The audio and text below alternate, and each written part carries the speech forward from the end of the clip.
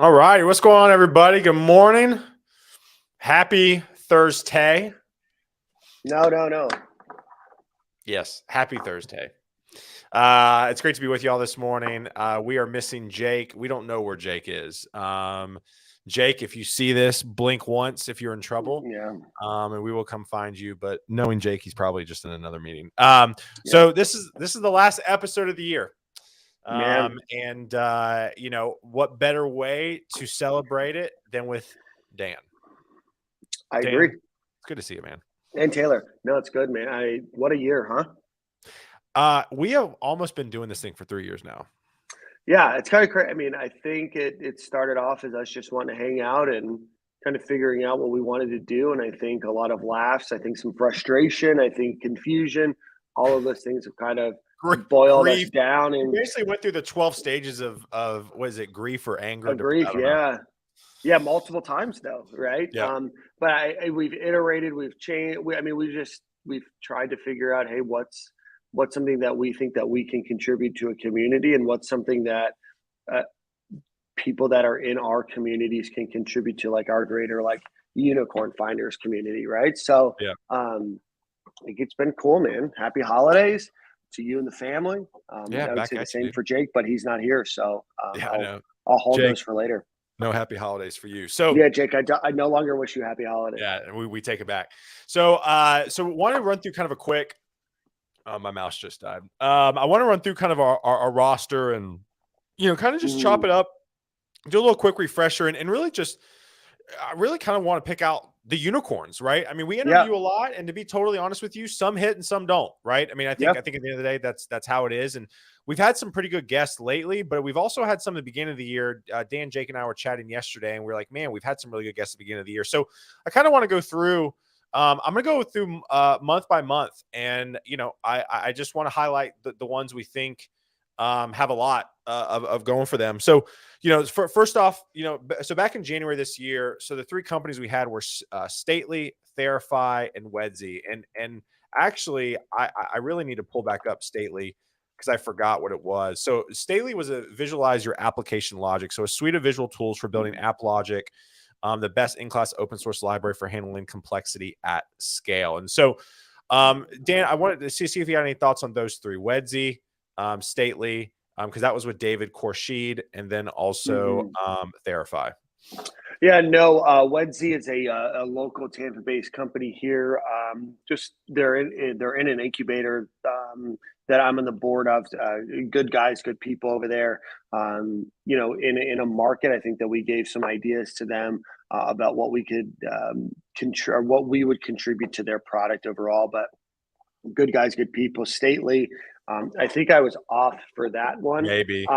And then Therify, obviously a really cool company in the therapy and mental health space. I think we probably had, 3 or 4 in the mental health arena this year, which is cool. Obviously a big thing. You and I are big, proponents of therapy and 100% and everything else. So I was very impressed with Therify. And if I remember correctly, Therify got some money either they after, like a lot of money, right? Yeah, I think so. Let me or they had just gotten, I'm sorry, they just gotten a seed. They just got a seed right before they came Yes, on. they did. So in December of 2021, they got a $1.3 million seed round, which is awesome. So yeah, I mean, to be honest with you, I think I'm going to say this now. I think Therify is probably one of the top 2 or 3 companies we've had on all year. And we're going to try to get them back on. Warren Sadler, if you are watching, we're definitely going to get you back on. So yeah, definitely Therify is a place to check out. Again, Therify was, Dan, correct me if I'm wrong, they were used by actual companies to then, so a company leverages their services to match their employees with mental health through like a matching type of algorithm. Correct. Okay, cool, sweet. So yeah, check out Therify. They're doing some great things. So moving on to February. So we've had, actually, I'm going to kind of do February and March because we kind of had a light month. So G2I built Diversity Movement, GoValo, and VaynerMedia NFT. So obviously some changes kind of with our context there, but I didn't know if G2I developer health consulting company, built obviously FinTech mortgage, Mm-hmm. Diversity movement, kind of, I was out for that one, but I believe it's a software used to kind of track diversity within an organization. GoValo was obviously kind of the gift card realm, and then Yeah. Chris Choice with VaynerMedia. Yeah, no, I'm NFTs. I'm going to kind of go backwards here. You know what? Actually, I'm not. Diversity movement, great folks over there, cool Yep. platform. If I remember correctly, they were still growing in terms of what they were doing, and I still think that they had a lot of growth that they wanted to do. Yep. But really great people, and I think some of them are doing it, on the side, and this isn't their full-time job. G2I, I was out for that one. The gift card world, it is what it is. I know Kelly, brought a lot of information, or Kelly's old business partner, pardon me. Kelly Vaughn's old business partner brought in, some information about the gift card industry. I don't know enough about that world to, know how that moves and shapes, that a gift card economy. But whatever they were doing seemed really cool. What was the last one that I just wanted to talk about? Well, yeah, Built, Built, cool people, VaynerMedia. So Chris Choice, I had I think, and everybody that listens to this show knows what my thoughts are on the NFT space, what my thoughts are on the crypto space, kind of this Web3 space of the real life application. And I think Chris did a fantastic job of showing what NFTs can mean for building a community beyond just Bored Apes. And being able to brag about this on a virtual, art gallery that you might have, right? Yeah. We're getting Chris Choice back on. He's actually at a new company now. He moved on from Vayner NFT. So we're gonna get back him on. I mean, I still think the darling, quote unquote, of this group, I still think is Built Technology. So I'm looking at it right now on Crunchbase. Yeah. Built raised this past year $23.6 million.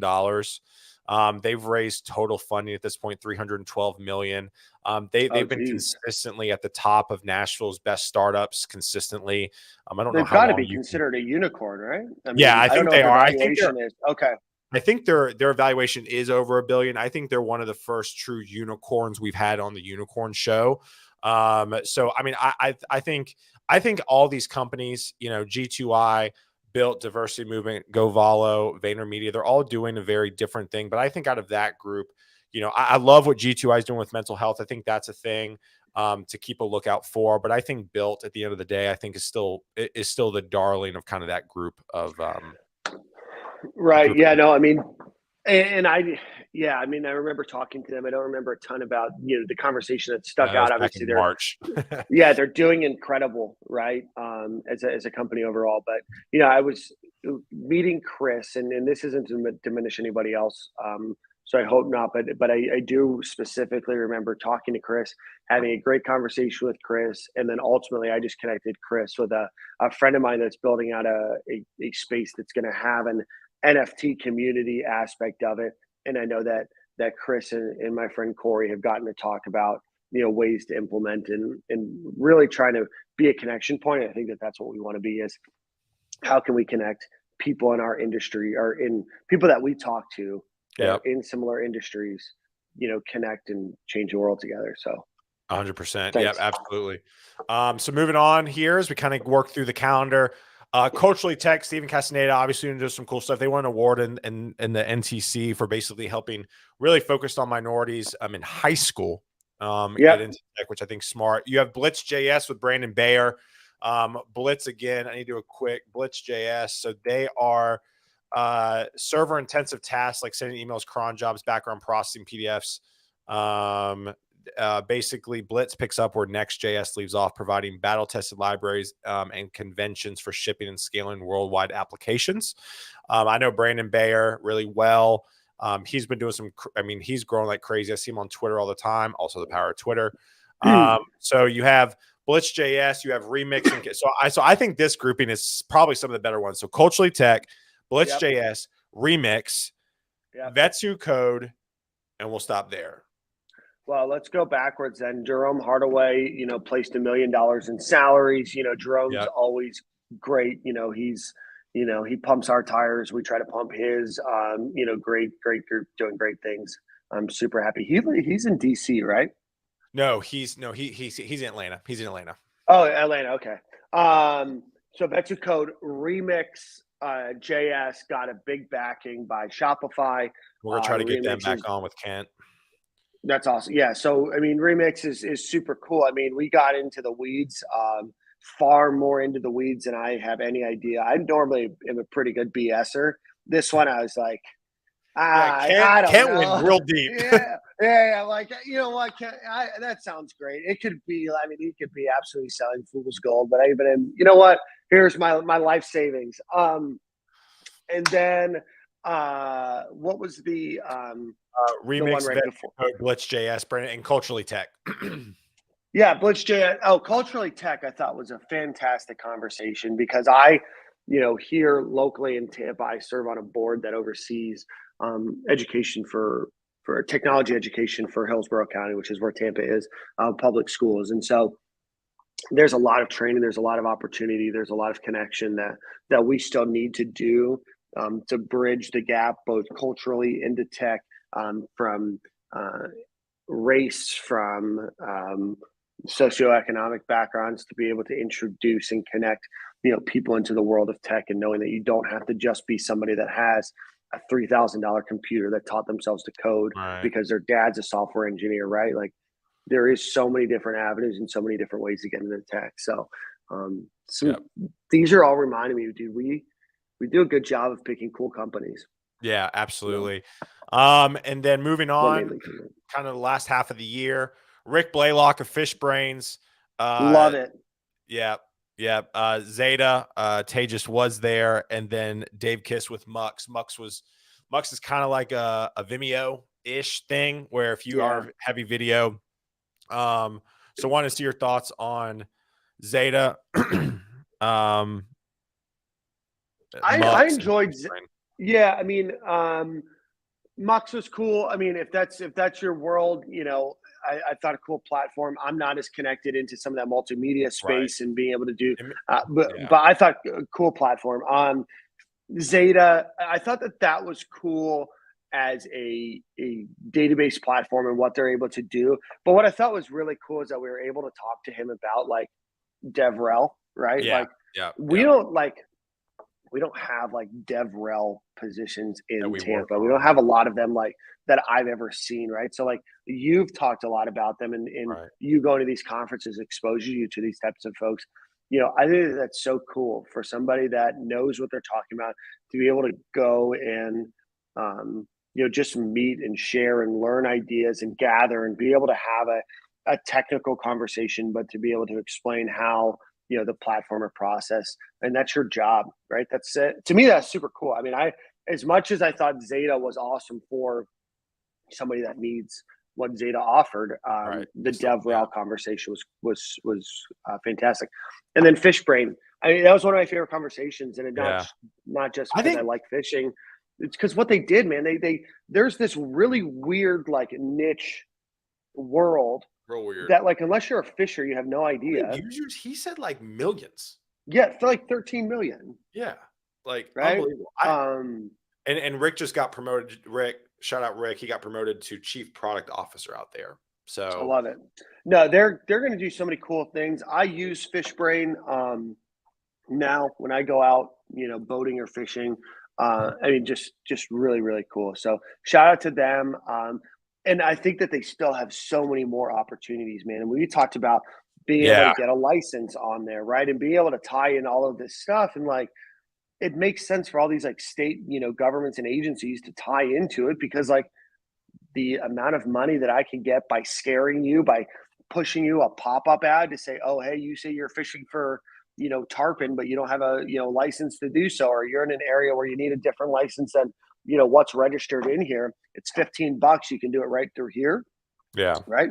Fishbrain can take, you know, 5%, whatever, right off the top, whatever. And they're making money. These agencies are making money because, you know, I don't know. I'm fascinated by it. Yeah, I think Fishbrain's up there for me. I think Therify, Fishbrain. I think again, I'm not super technical. I do want to give a special shout out to Zeta and to Blitz JS, but and Remix, but I'm not technical enough to really, I guess, fully appreciate that. But I think those are really cool platforms too.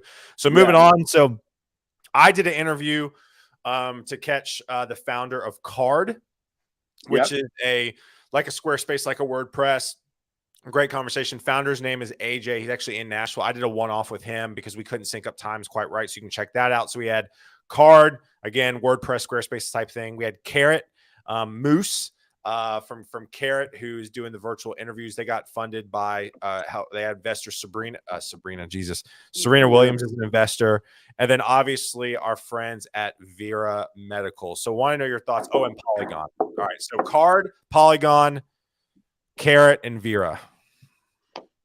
Carrot, good. I mean, interesting conversation. They're obviously doing a lot. They're growing. I mean, I have a lot of questions about, Carrot as a whole in terms of what I know about the industry and how I think like me farming out you hiring my technical people would likely go. But like, people are obviously interested. Like maybe it's not for me, right? Obviously it's not. Vera Medical, we had them twice. We've talked to them for an hour. Well, I guess 45 minutes. Yeah. And there's still so much that we can do, I think, in the world. I mean, you guys know I'm pretty bearish on the metaverse, right? Like this idea of like being able to like connect into a virtual world and like live your daily life in a virtual world. But what I am like bullish on is like this idea of like if I can put on a VR set and I can connect with a physical therapist that's in Texas or in California and I'm in Tampa. I mean, you're talking world-renowned stuff, right? I mean, you're talking about life-changing for the right person, and it's accessible. And there's all of these things, or like what if you could go and do? I mean, now you're no longer worried about like doctor's appointments. You're being able to get there on time, or like just think of all of the socioeconomic issues that can arise. If you're on, having physical therapy, but like you would have to take a bus, or maybe like you're immobilized and you can't drive, right? Like being able to do that from your house and everything else is just fascinating. So awesome. Great job there.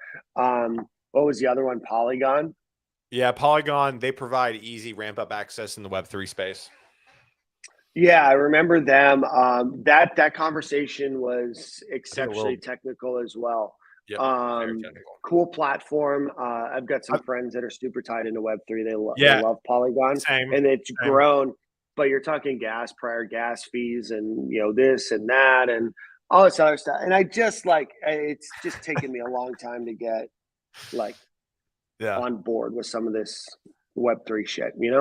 Yeah, no, I get it. I mean, I think my top three so far, again, out of the non-technical space, I think Fishbrain, Vera, and Therify.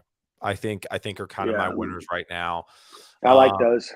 And then as we wrap up for the rest of the year, kind of last batch here, Motivo Health, who we just had on, Swapped. Big fans, yeah. Mississippi Coding Academies and Apothewell. So actually we had some heavy hitters at the very end. So Motivo Health, again, mental health space. No, not mental health space. That was licensing in the physical therapy space. Herbert Brown Mississippi Coding Academy is a 1-year coding academy. Well, it wasn't physical therapy. It was mental health therapy. Yeah, that's right. I'm sorry. Yeah, and being able to get hours and being able to be supervised. Yeah, and it cool be more product. Accessible. Awesome. Yeah. Yeah. Loved our conversation there. And then Apothewell, who we just had on with Daniel Sharp. So I wanted to hear your thoughts on those.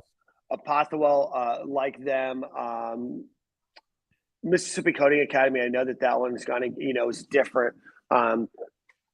The conversation itself was a little bit different too, but what I loved about them is there's such an untapped resource, I think, in Mississippi.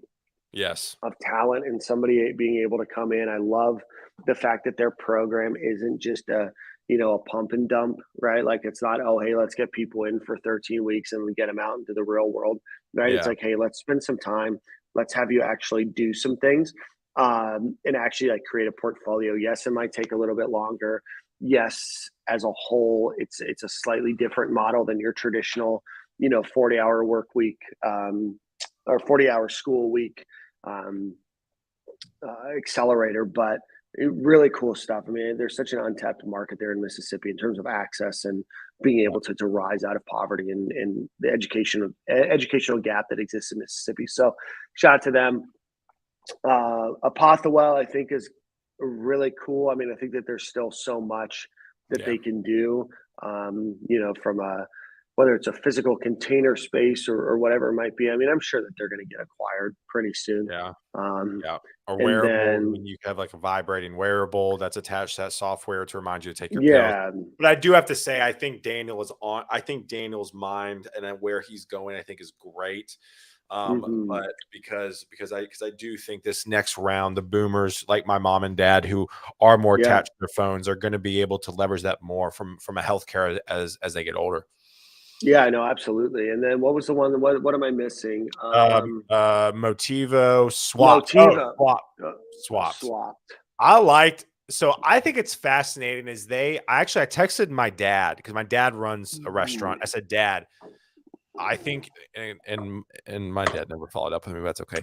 But I was like, Dad, you got to check this out because I think what Swapped is doing, and they did a huge Art Basel thing I saw too. Right. They like partnered, I think, with a party there. But for those of you who do not remember they basically made the QR code sexy, like really sexy. Like basically, if you Right. scan the QR code, there's a lot of data. Like you can capture how many times a person's been to your store. You can capture their interest. You can Yep. capture. You can push deals. It basically is a gateway to a website. Like you hmm scan it, and I think it's, in my perspective, it's almost like a mini website within the QR code. And I think for companies that have storefronts, I think it's huge. Well, not even just storefronts, but I think for storefronts, it can be really big. Yeah, no, and I appreciate that those guys they were listening after we were Yeah. after they were done talking and they cleared up some perception, because I said I thought my biggest barrier to entry was you scan it, then you have to fill out this form and it's going to take 60 seconds. And how many people, even though it's only 60 seconds, you're going to go through and fill out this Yeah. form and 60. everything else. I don't want to fill out something for Yeah, and 60 he's like, seconds. oh, like you To a can store. fill out the full form later. It takes like 8 seconds actually, like get started. But I the think it's customer cool. gets all that data, which is cool. Right. Yeah. And they it seems like they're making it worth your while to do it and spend that time. They just did a big they did Art Basel, and then I did something else too. they did another big event. Was it a marathon? It was something that they did, and I think that they're going to grow like crazy. One of the founders was from Klaviyo. They're smart, Yeah. intelligent, bright guys that are going to figure it out. They'll get acquired. They'll become millionaires, and we'll still be trying to figure out our own product. Yeah. All right. So that concludes. All right. So my top three: Verify. Yeah, I agree. I'm going to be honest with you, Rick. I mean, I'm not a fisherman. I still think there's a lot of validity. I think Verify. I think Fish Brains, and man, Vera. I think that's it. But like, I love Swapped. I love Apothewell, but I love Motivo. But I think I think my three most impressive ones are Vera and basically tying VR into the physical health PT space. Fish Brains, 13 million users already and growing in the Yeah, fishing, and then Verify.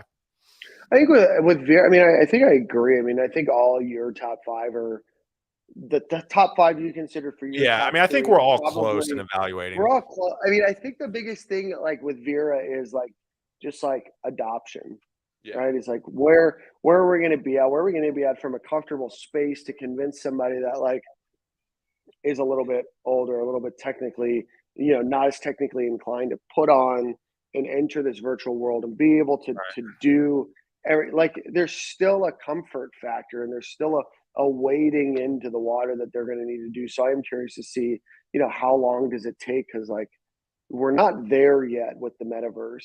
And like every time Mark Zuckerberg does something more, like more and more people get turned off. You know I what I know. mean? Yeah, yeah. So we need somebody else to be the Face, shining. the face. Yeah, VR. to be the Yeah. Jesus of VR. There you go. That's the quote. That's the quote of the day. Yeah. What else did we have this year? I mean, we had we talked a lot about the economy. We talked about kind of the rise and fall of Well, big I do have tech. to say, I would give us credit. We called the overhiring early. Yeah, I mean, Early. yeah, we did. And it's not like because we wanted to. It's because we said like none of this is making sense. So what I will say though, and I posted this on LinkedIn last week, is overall layoffs are still below where they were pre-COVID, and that's taking into account everything. So the world isn't falling apart, the economy is not falling apart. Some of it is just like It's just a realignment. ask questions, kind of understand, but like if you jumped 3 years ago, 2 years ago, and you got a $50,000 pay increase, like good for you, right? Yeah. Like, Yeah. like you'll be fine. You'll land on your feet. There'll be a great spot, a great company for you. Don't be mad at yourself for doing that. That's why they say that's a future problem for future me to worry about, right? But Yeah. also like be understanding of like why does Twitter have 7,500 employees, and why did like half of them get laid off or leave, and like Twitter still is like just as fine as it was before. Yeah. Yeah. It was interesting. I listened to an interview. It was actually, I think it was on Group Chat. I think. Big No, I think it fans. was Number another one one. podcast in the world. Yeah, number one podcast. We're the number two. We should start saying that. We're the number two The number podcast in two the world. podcast in the world. All right. But they had a Twitter employee on that was like one of the OGs, and when like they were running the entire Twitter platform off like 1,000 people. That was it. Yeah. So well, cool. All right. Well, Dan, thanks for hanging, man. I appreciate it. Hey, have a happy 2022, rest of your 2022. You too, buddy. We'll see you in the new year. We'll talk Yep. before then. We'll see you in the new year. We'll see you in the Bahamas. Yep. We Jake go and to I. the water park together. Oh, yeah, definitely going to the water park, holding hands down a Yeah. slide. I expect nothing see less.